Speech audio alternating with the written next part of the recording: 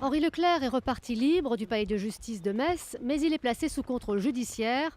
Le retraité de 65 ans, qui a passé plus de 3 heures devant le juge d'instruction, est mis en examen pour meurtre pour les 2 enfants tués en 1986 à Montigny-les-Metz.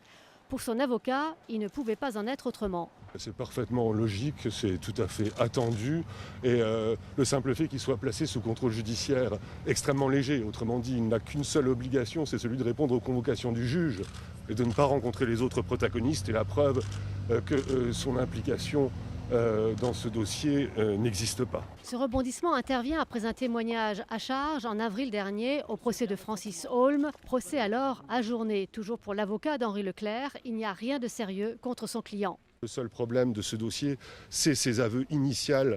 C'est au départ cette mauvaise justice qui s'exerçait en dehors de la présence de l'avocat qui a amené à cette catastrophe judiciaire. D'abord la condamnation de Patrick Dils et maintenant un procès dont on a du mal à sortir parce qu'au départ, les branches sont pourries. Henri Leclerc est le 3e homme dans ce dossier. Il y a eu Patrick Dils, condamné avant d'être blanchi et définitivement acquitté en 2002.